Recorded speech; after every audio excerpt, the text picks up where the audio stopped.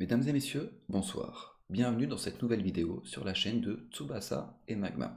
Wow, wow, wow, wow. Attends, t'es en train de me dire justement que c'est un petit peu déprimant, que t'es venu voir une vidéo Magic pour que ce soit un minimum divertissant et amusant? Tu veux que je te la fasse, rien que pour toi? Mesdames et messieurs, bonsoir. Bienvenue sur cette nouvelle vidéo, donc sur la chaîne Tsubasa et Magma. Bon, aujourd'hui ce sera Tsubasa en solo, puisque bon, Magma nous a quittés. On a dit pas de pensée sombre. Quand je dis nous a quittés, c'est simplement qu'il est rentré chez lui dans son humble demeure. Demain, il va continuer à jouer le rôle, aller face, faire des misplays, tout va bien dans le meilleur des mondes. Ceci dit, j'avoue que j'avais pensé à mettre une petite musique triste quand même pour marquer le coup. La première vidéo en solo, ça fait un petit quelque chose au cœur. Genre hashtag tristesse, un truc bien déprimant. Sauf que je suis vraiment pas doué. Je me suis dit que si jamais je rajoutais une musique dessus, genre on m'entendrait plus, j'y arriverais pas, je ferais tout capoter. Alors j'ai réfléchi et je me suis dit justement que j'avais trouvé quelque chose de tout aussi marquant et surtout bien plus simple à réaliser. Magma, mon ami, pour toi, en exclusivité, une minute de silence.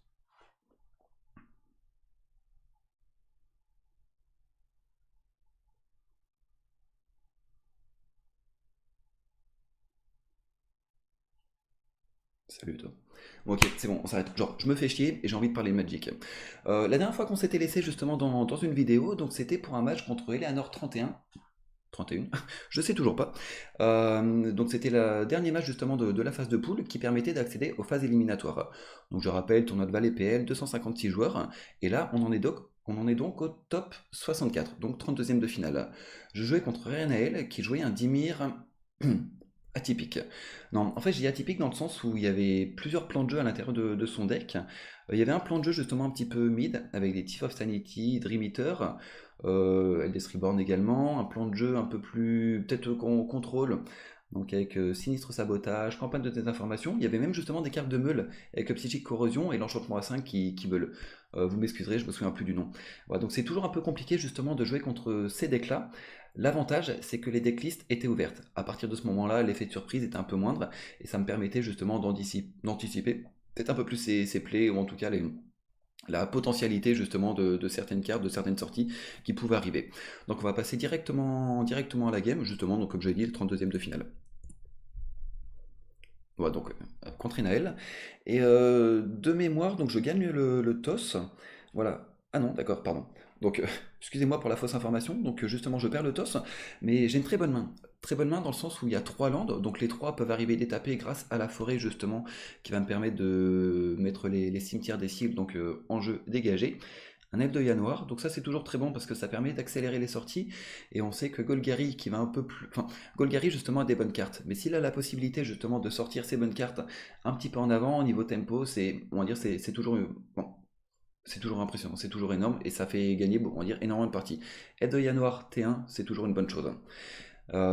Également le reste de la main, donc c'est quoi? C'est un Chupacabra. Donc c'est pas forcément contre ce match-up que ça brille le plus. Simplement on voit qu'il a quand même quelques créatures, notamment le Thief of Sanity que je veux gérer à tout prix. Et voilà, donc c'est toujours rassurant d'avoir un anti-vet en main. Également donc deux marches-branches ondines. Très bien, justement ça va permettre de filtrer les draws, donc, parce que là les landes, j'en ai encore pioché un, et on voit que je veux plus forcément en avoir. Donc tout ce qui est land, ça va partir en dessous, et là je vais commencer à chercher, c'est mes cartes actives. Bon là d'ailleurs j'en pioche une, très bien, donc c'est donc le Jade Light Ranger, donc qui permet justement donc de découvrir deux. Voilà, donc c'est une nouvelle fois une carte qui est extrêmement intéressante dans cette position, dans le sens où j'ai tous les terrains que je veux, et ça me permet toujours de filtrer ma draw. Là je joue, donc c'est justement le marche-feu, et pas le Jade Light, pourquoi? Parce que je suis l'agresseur dans le match-up. Dans la vidéo d'avant, je vous avais parlé justement, donc en fonction du match-up, on prend le côté agressif, on prend le côté contrôle. Dans la vidéo précédente, je prenais le côté contrôle. Là, le jeu contrôle, c'est lui. Donc moi, ce que je veux, c'est me positionner justement dans le rôle de l'agresseur et baisser ses points de vie, on va dire, le plus vite possible. Et pour faire ça, on va dire, je préfère jouer un drop à 2 et mettre un point justement avec mon elfe. Parce que je suis pas en recherche de terrain de toute façon. Donc j'ai 4 terrains justement en tout, 2 sur le board, 2 dans ma main. Donc voilà, tout ce que je veux, c'est justement rentrer les points petit à petit. Pour lui, un petit peu, on va dire, l'oppresser, l'acculer et faire qu'il soit obligé justement de jouer en réaction et pour qu'il fasse des plays justement donc réactifs. Que moi je garde le côté justement proactif dans la partie et que justement je l'agresse. Ok, donc là ça s'enchaîne bien parce qu'on voit justement, donc bon, j'ai pioché un land, mais je pioche également, on va dire par la suite, deux cartes actives. Donc là, comment ça s'appelle, le marcheur, donc le walker, il me permet donc de curver, enfin d'utiliser justement l'aile de Yanoar pour justement donc jouer 2 drops à 2 sur mon T3. Là il joue donc c'est un bounce, je me souviens plus du nom. En tout cas il joue le bounce justement qui empêche le Walker de prendre son marqueur +1/+1.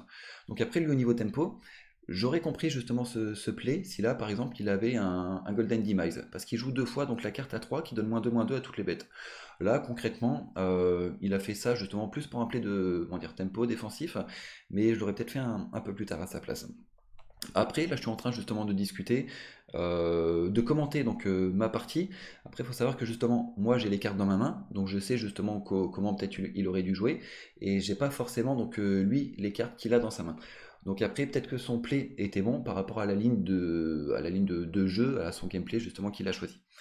Moi, de mon côté, donc justement, j'ai toujours le rôle de l'agresseur et j'ai possibilité justement de jouer le Vivien. Le Vivien, donc c'est un Planeswalker qui fait du CA et qui est énorme justement dans le match-up. Mais je le joue pas ce tour-ci. Pourquoi? Parce qu'il a simplement posé un terrain et il a gardé justement, donc il est resté tout dégagé.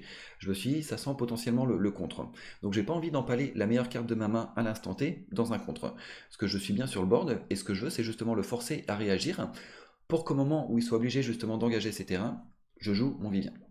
Donc c'est pour ça que là je joue une bête, et également que je fais tout pour qu'elle soit 4-3, une nouvelle fois pour tourner un petit peu autour de Golden Demise, pour éviter que sur un -2/-2, je perde tout mon board.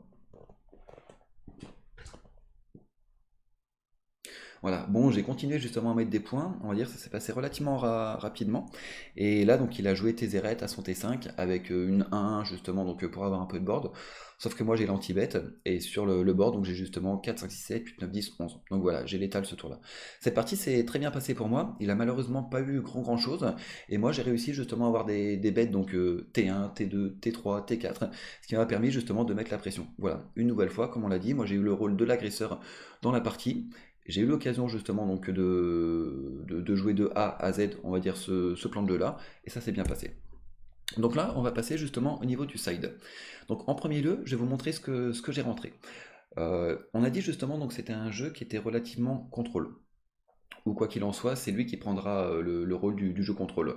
Moi, j'ai beaucoup plus de bêtes que lui, donc je vais garder le rôle de l'agresseur. Simplement, c'est vrai que les contraintes, ça permet justement contre les jeux contrôle, une nouvelle fois, bon, de connaître sa main, de pouvoir anticiper un petit peu.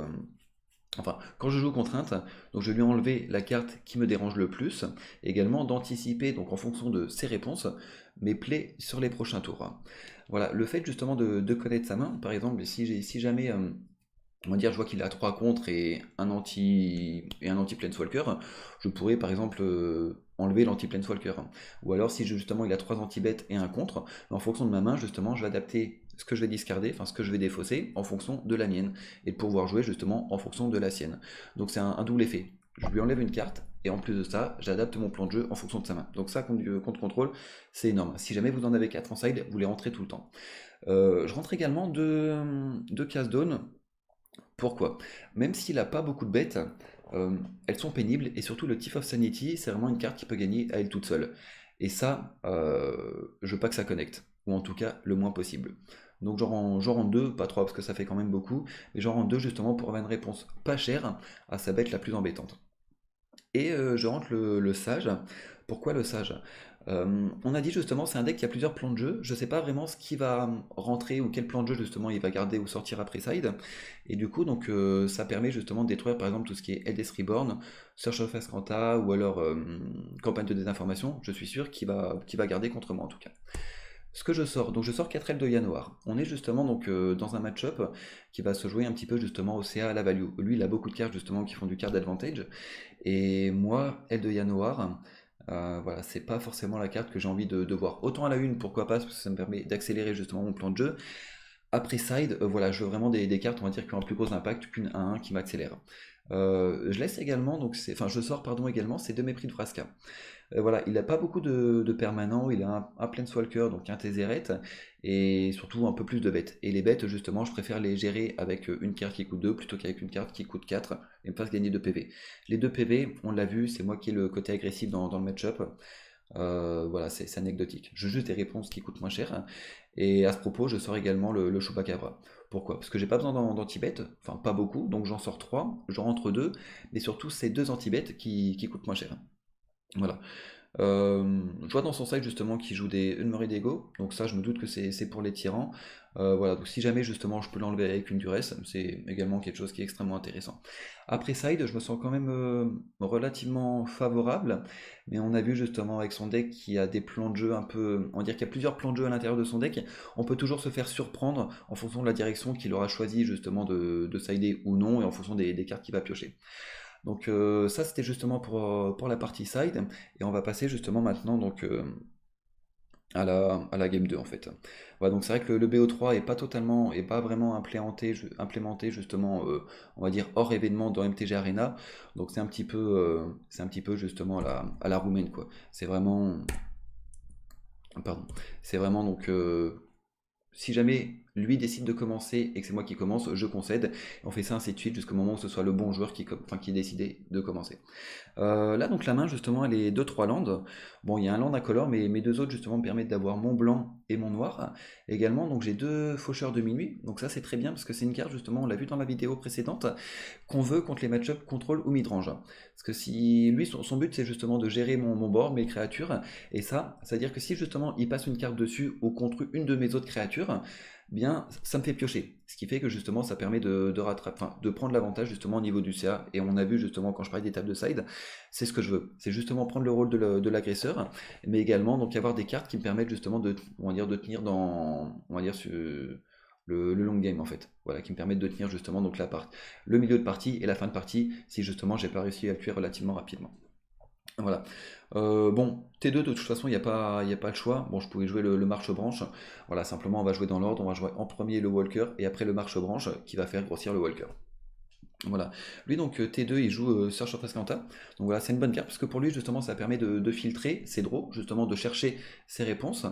Et voilà, et après justement s'il flippe le terrain, donc ça lui fait un terrain en plus justement qui arrive, et également donc quelque chose qui permet donc de chercher dans son jeu, enfin dans les 4 cartes de son jeu, une réponse en particulier. Voilà. On parlait du Thief of Sanity, donc là c'est vrai qu'il a réussi à le jouer T3, ça fait pas plaisir.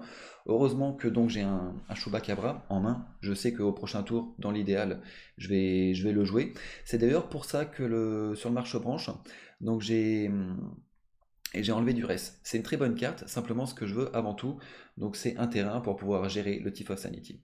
Bon, lui il joue au Stage Taker, donc c'est vrai que ça fait partie justement des cartes un petit peu de mid-range qu'il a dans son deck.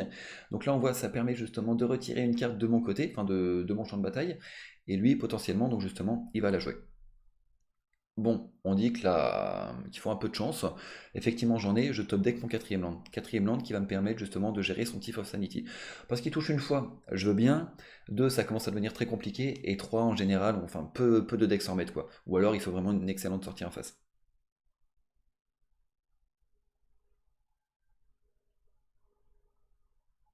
Si jamais vous n'êtes pas d'accord sur certains des plays, honnêtement, je peux pas vous en vouloir.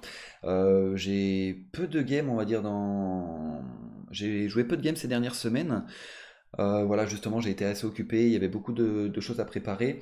Voilà, donc mon temps de jeu, enfin, ouais, mon temps de jeu est même pas quotidien. Il y a des moments, justement, je peux rester sans jouer pendant peut-être 2 à 3 jours. Et voilà, c'est vrai que Magic, c'est un petit peu comme le sexe, enfin, comme le vélo. Genre, on dit que ça s'oublie pas, mais c'est vrai que quand on pratique un peu moins, on est quand même pas aussi performant qu'à l'accoutumée. Donc voilà, là au niveau de la game, où ça en est. Donc voilà, j'ai justement joué donc le Chupacabra. Il a rejoué un autre Thief of Sanity. Donc je suis très content justement d'avoir la deuxième gestion, parce que c'est vrai que ça peut être très compliqué. C'est justement quelque chose qui monte des points petit à petit et qui fait du CA. Enfin, c'est du CA, c'est pas genre il pioche une carte, c'est il choisit une carte parmi trois. Donc une nouvelle parmi trois de mon deck. Et c'est vrai qu'à ce moment-là, bah, où il peut choisir justement une réponse, parce que j'en ai quelques-unes également, où il peut choisir une menace, un planeswalker, quelque chose justement qui peut faire du CA et qui me demande justement des ressources pour la gestion. Donc voilà, c'est vraiment une carte qui est très pénible. Euh, voilà, il joue Rituel de Suie. Bon, c'est vrai que ça enlève une bête. C'est du 1 pour 1. À la base, justement, Ritual of Suit, c'est quelque chose qui est fait pour faire du CA. Il n'en fait pas là-dessus. Donc, du coup, moi, je suis plutôt content. Donc, je continue justement mon plan de jeu, donc de l'agresseur, de continuer à mettre des points. Et donc voilà. Là, je joue justement donc le faucheur de minuit et j'attaque avec mes deux bêtes. Pourquoi? Le Chupacabra, pour moi, il a fait son effet et il me sert plus grand chose, il me sert plus à grand chose justement en tant que 2-2 sur le board. À partir de ce moment-là, je décide que si j'attaque avec les deux, je lui rends 2 points et le Chupacabra, il me fait perdre un PV, mais on s'en fiche, ou en tout cas je m'en fiche. et il me permet justement de piocher une carte. Donc moi, je prends ça tous les jours. Bon, il a dû jouer le premier rituel de suie parce qu'il avait le deuxième en main, donc il s'est dit le premier à la limite, je peux peut-être le jouer de manière sous-optimisée pour, on va dire, augmenter justement donc l'intérêt du deuxième. Voilà, c'est vrai que je me suis un peu overextend et du coup avec son rituel de suie, il arrive à tuer deux bêtes. Sauf que moi dans les deux bêtes, il y avait le faucheur de minuit. Et on l'a vu, donc tout à l'heure, enfin justement au niveau du side, l'intérêt de cette carte, c'est que moi je joue des bêtes, lui il les gère, mais au moment où il les gère, moi ça me fait piocher.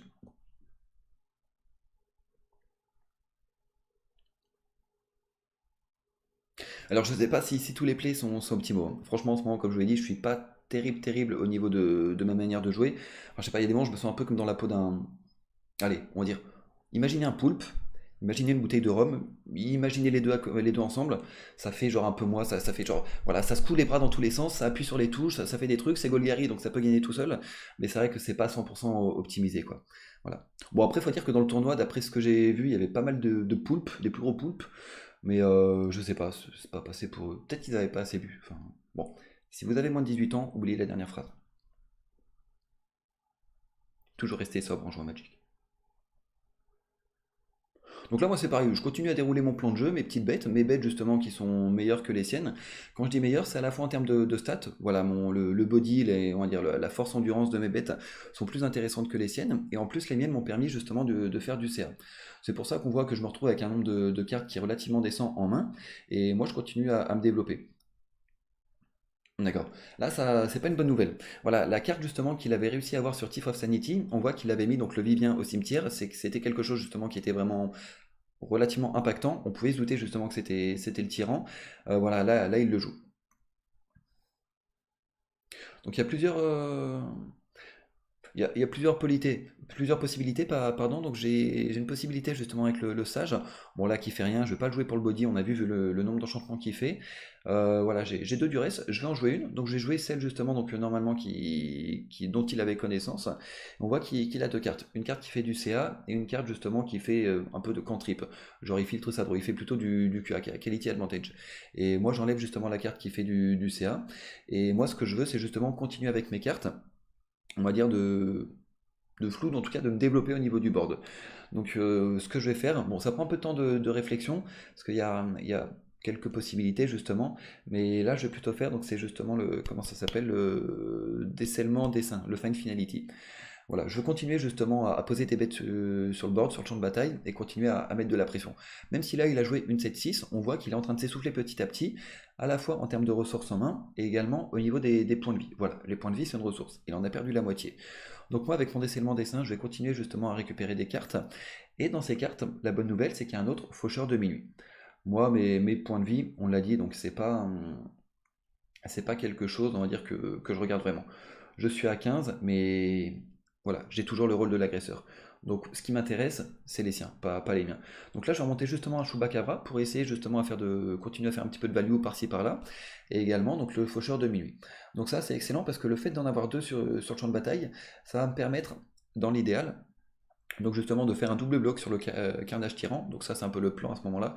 Non, bon là, je me plante et j'ai failli lancer une phase d'attaque. Voilà, le but c'est justement de pouvoir double bloc, voire triple bloc en fonction justement justement si je sens qu'il a pioché un removal. Et voilà, en tout cas ça va être le but de bloquer pour tuer son carnage tyran qui est la plus grosse menace sur le board à ce moment-là et de pouvoir récupérer des cartes donc dans le processus. Donc là on avait parlé des go. Donc là bon je me doute justement enfin j'imagine qu'il va gérer enfin qu'il va choisir peut-être le tyran. Non, sur le coup, je me dis justement qu'il va choisir le tyran, parce que c'est vraiment la carte qui est la plus embêtante pour lui dans le match-up, et en fait, il enlève le Chupacabra. Donc pour moi, c'est doublement une bonne nouvelle, dans le sens où, voilà, on va dire, c'est pas une créature justement qui est très impactante dans le match-up. Bon, ça peut permettre de tuer une bête, prendre un trade, mais d'un 1 ou 2 points, mais je veux dire, c'est moins impactant qu'un tyran. Si je pioche un tyran, je pense qu'effectivement, il peut regretter ce choix, et donc ça, c'est le premier côté intéressant. Le deuxième côté intéressant, c'est que j'en avais un autre en main, voilà, donc c'était pas, on va dire, c'était pas la carte que je voulais à tout prix garder, et le fait justement qu'il me l'enlève, donc ça me permet justement de piocher. Bon, là c'était un land, mais toujours est-il, voilà, ça permet de cantrip, enfin d'avancer dans mon jeu. Là, phase d'attaque. Je me dis que pour 3 de toute façon, il peut pas jouer grand-chose, donc je fais simplement un double bloc. Et là, voilà, donc ça me permet de piocher 4 cartes. Donc même si je descends à 8 points de vie, lui, on a vu, il n'est pas l'agresseur, il me mettra difficilement les derniers points de vie. Moi, enfin, comment dire, je prends tous les jours 4 cartes contre 4 points de vie.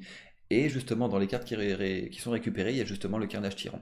Et là, voilà, c'est pas une bonne nouvelle pour lui, parce que une créature qui est exproof, inciblable pour un jeu contrôle, c'est la plus grosse plaie. Honnêtement, ça et les Planeswalkers, c'est ce qu'il y a de plus horrible. Encore le Planeswalker, il pourrait jouer justement Vraska Contempt, mépris de Vraska. Mais voilà, c'est vrai que contre un tyran, il n'a pas beaucoup de solutions. Donc voilà, là j'ai révélé, donc c'est justement une contrainte.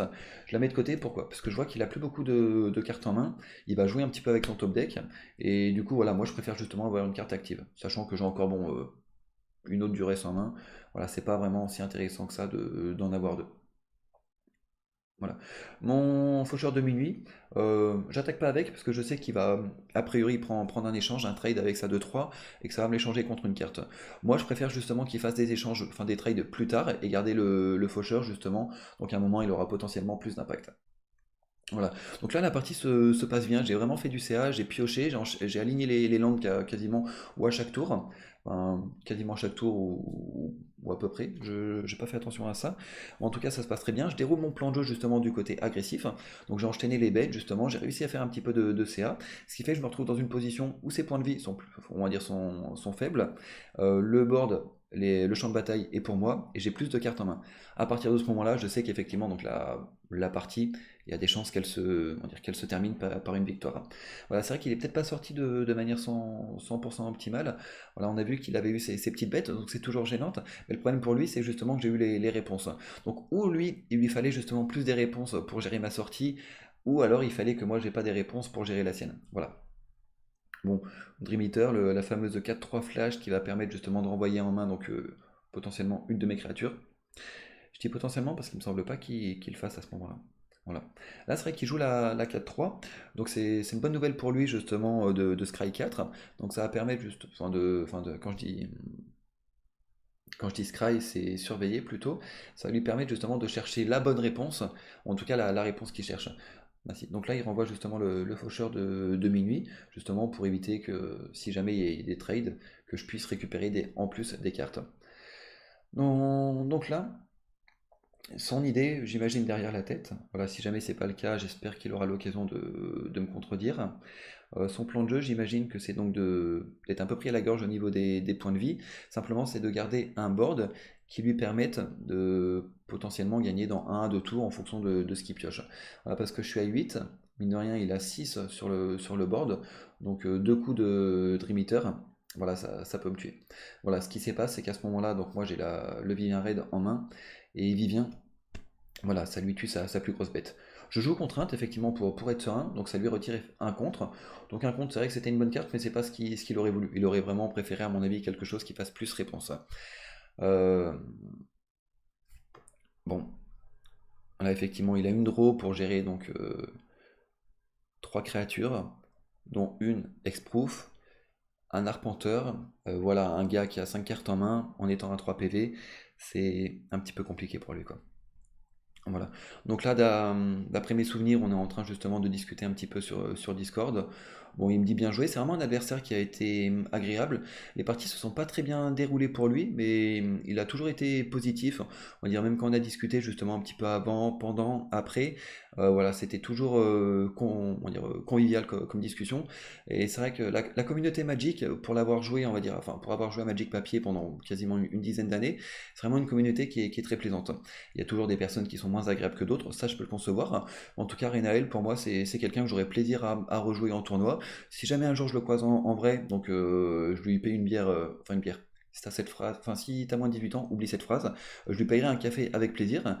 Et voilà, si jamais tu regardes cette vidéo, voilà, n'hésite pas justement à me donner ton avis sur certains plays que tu aurais pu faire, ou également si t'es pas content sur ma sortie, tu peux me le dire, je le prendrai pas mal. Voilà, donc là c'était justement les petites familiarités, bien joué, voilà, bon courage pour la suite. Et j'ai gagné donc ce match. Voilà, donc c'était la fin justement c'était la fin de cette partie. Ce qui fait donc après avoir gagné, donc je passe au tour suivant. Tour suivant, donc ça fait top 32, 16e de finale. Donc j'ai mon match là, donc ce sera demain soir. Je pense pas le streamer parce que c'est encore un petit peu compliqué justement de faire tout en même temps. Mais je referai une vidéo, voilà, en espérant que ce soit pas la dernière et que je continuerai à aller un peu plus loin dans ce tournoi. J'en profite une nouvelle fois pour remercier ValetPL. Voilà, pour leur tournoi, c'est toujours un plaisir. Et voilà, donc si vous avez des commentaires, voilà, je vous laisserai les insérer donc, à la suite de cette vidéo. Même si mon ami Magman n'est pas là, donc lui aussi fera du contenu sur cette chaîne. Et vous pouvez nous suivre donc, sur Facebook également, donc Twitter, Twitch. Voilà, joignez-vous à nous. Et on continuera à partager justement donc, notre activité avec vous. D'ici là, je vous fais plein de bisous, enfin à toutes, et au revoir à tous. Voilà, et je vous souhaite une bonne fin de journée. Salut.